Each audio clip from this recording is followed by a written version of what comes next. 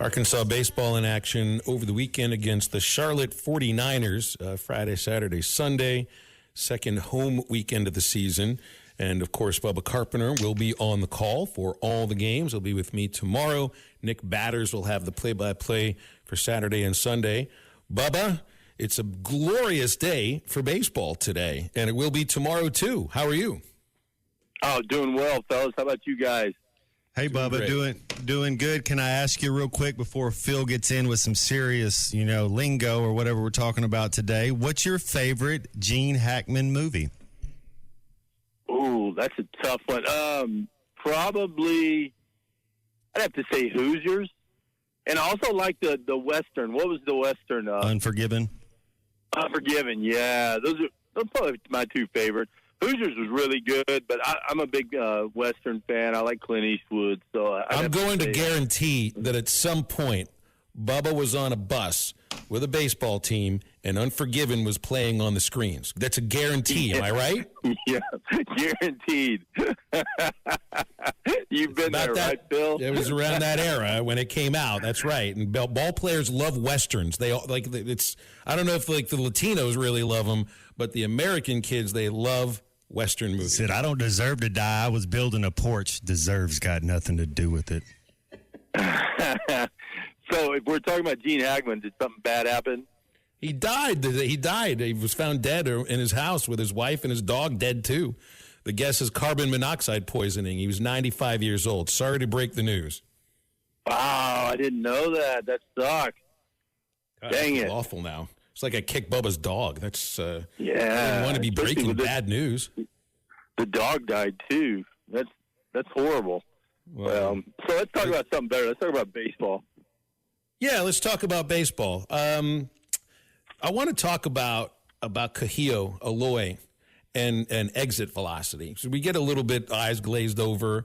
The exit velocities against Grambling were really impressive, but it's also Grambling pitching. But I also know that your ability to hit the ball hard quite often doesn't really have much to do with the opponent. It's about your strength. It's about your hand-eye coordination. It's about how quickly you can get that bat around. It's not so much about the competition, I thought. Right. Well, the fact that he went 112, 111, 108, and 107 in one game, Phil, I don't know that I've ever seen a guy hit a ball that hard 4 times in a game. I think back about Hessenkerstad. I think he went over 100 maybe 2 or 3 times in a game. Jared Wagner would be another guy that really impacted the ball hard. I don't think he ever did it 4 times in a game. I mean, it's hard to do. I mean, you're talking barreling a ball up. You got to barrel it up perfect. And remember, the threshold, even in the big leagues, for a hard-hit ball is 95 miles an hour. So he's way over the limit there for the threshold for a hard-hit ball. And so what he did was really special the other night. And I loved the interview after the game where he just, I just go up there and look for a good pitch to hit. If it's inside, I hit it to left. If it's outside, I drive it to right. I mean, he just keeps it simple. And the thing I like most is Nate Thompson always talks about getting his best swing off. And up until 2 strikes, Kuhio gets his best swing off. I mean, he doesn't get cheated up there, and I love it. And he doesn't get cheated on pitches that are in the zone. I don't think he's going to let those pitches go by if they're, in his mind, a good pitch to hit. I want to get more into the idea of the exit velocity being something that's really important to hitting because we'll focus on velocity of a fastball for a pitcher, but we always know that's not the end-all, be-all when it comes to pitching. There's so much more involved in it. For me, all a hitter can do, you can try to do the hit them where they ain't and all of that placement hitting. It's just not. Hitters go up with the idea that they're going to hit the ball as hard as they possibly can. And if you do that, if you hit the ball over 100 miles an hour, chances are you're going to reach base. To me, exit velocity means more to hitting than velocity means to pitching. Oh, absolutely, Phil. I talked to Jared Wagner a few weeks ago, and he's in the Yankee organization, and they have a new stat. It's called HIT.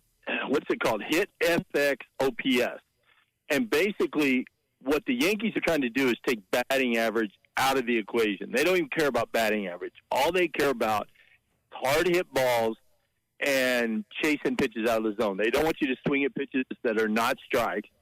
So all this metric does is it evaluates those things. How hard are you hitting the ball? Now, the thing I don't like about it like if you move a runner over from second to third, or if you take, like we talked about the unselfish at bat Brett Ardale had, where he hit the ball the right side and scored a run, you basically get penalized for execution hitting like that, which I think sucks, and I think that's missing in today's game. But it's all about how hard you hit the ball, the metric of how hard. Unfortunately, they factor launch angle in there, so you get penalized if you hit it 110 on the ground. You hit it 110 in the air to left center, you get bonus points. So it's a new metric, and I hope it doesn't take over baseball, but it really is. It's all about hitting the ball hard. Well, his brother Vahiva is hitting it hard too, but he's hitting it really hard the other way. And looking at his numbers from this year to last year, you can tell just he's much more comfortable, but he's also using the whole field. He's laying off pitches that I think I saw him swinging at last year. So I think I've seen a jump in Vahiva as well. Well, what's impressive, okay, so Kuhio's ball that he hit 117 to left field, second deck, very impressive. Something that might be even more impressive was Vahiva's, he's hitting a changeup down and away halfway up the foul pole in right field. Fair pole. In a major league ballpark. Yeah, whatever. Don't even get me go. I'm still depressed about Gene Hackman, so we're trying to keep it positive here, Phil. But yeah, I mean that's more impressive, man. That swing right there, taking a pitch down and away and driving it off the pole in right field. How about that? And then the other ball he hit was deep right center over the fence. So to be able to go backside like that says a lot about his power, and that's why he's going to be a future big leaguer one day. I know Dave has his reasons for why Kuhio hasn't been in the lineup every day, even though he's got these crazy numbers in terms of just RBIs to at-bats, and every time he hits the ball, it results in an RBI. But it's about learning a position, right? And maybe showing that he can hit righties, which I think he started to show a little bit in a small sample. But it also shows, too, just how important I think they view getting Logan Maxwell going, the transfer out of TCU. So, I mean, managers, head coaches always say, well, it's a good problem to have. I guess Dave has a good problem right now. Yeah, it is. It's a good problem to have. And, you know, these guys, the righties going to be tested this weekend because I don't know if you got a chance to look at Charlotte much. Their rotation's all righties. A couple of those guys are like your three-quarter style righties, fastball slider change guys. Typically, that's a tougher look for a right-handed batter. A lot of times, I haven't looked at the splits yet, haven't seen them, but typically righties do, lefties do better against those guys than righties do, unless he's got a plus changeup, then that's kind of the equalizer. But it'll be a big test for the righties this weekend, being able to stay on that slider. And, if you know anything about Robert Woodard, who's the head coach for Charlotte, he was a good pitcher back in the day, and his staffs are always known for good pitching.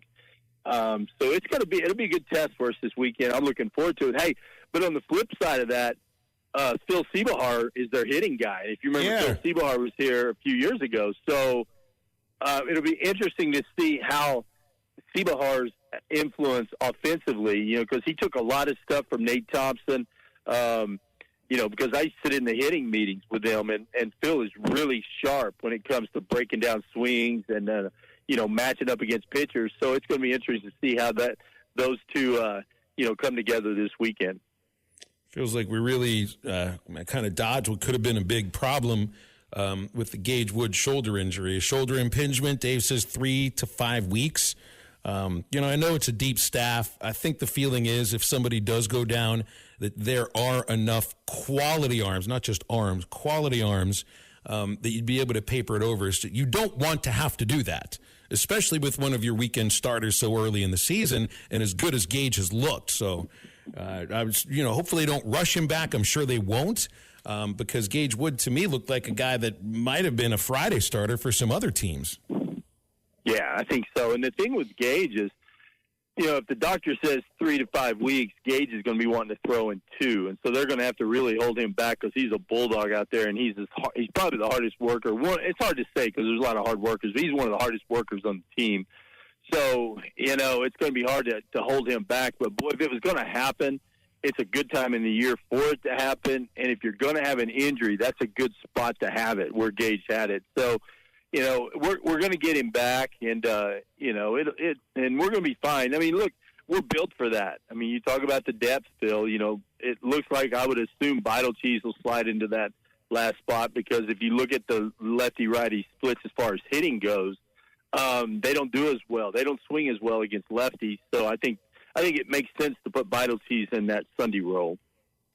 So you'll be with me tomorrow, but then Saturday, Sunday, and then the 2 games midweek against ULM next week, it's you and Nick Batters, who used to be the play-by-play voice for the Naturals. He's now doing the AAA team in Omaha and has been for the last, I think, 3 years. Does great work. But this will be your chance for foul pole and, you can, I don't know, maybe you'll actually tell Nick that he's left his beer hat on his head instead of time how much longer he keeps it on when the bases aren't loaded. So I'm sure, will you stand above Nick with a bat and, almost look threatening too? I won't have to, I don't think. I really don't because he knows the right verbiage to use. And he's been intimidated by you already. We've already been texting back and forth, so he's excited to come here. I think with Nick being here, I'll get 50% of the booth instead of just my 10% I get when you're here. I think he'll call the pole the right thing. The foul line will be the right thing. And by the way, 3 minutes and 25 seconds, that's a record, Phil, for the beer hat staying on your head after bases are not loaded. So we'll see if we can add to that when you get back in the booth. But looking forward to seeing you tomorrow night. I'm going to miss you, man, when you're not there. Yeah, no, you won't. I'll miss you. I don't know if you'll miss me. BetOnline is the world's most trusted betting platform and your number one source for online betting in 2025. Whether you're a seasoned fan or a first-time bettor, BetOnline is your ultimate game day companion. With the largest selection of odds on everything from NBA and college basketball to the NHL and UFC, BetOnline continues to be your number one sports betting source. From every three-pointer to hat trick, BetOnline has you covered with odds, stats, and more for every game, every play, and every win. BetOnline, the game starts here.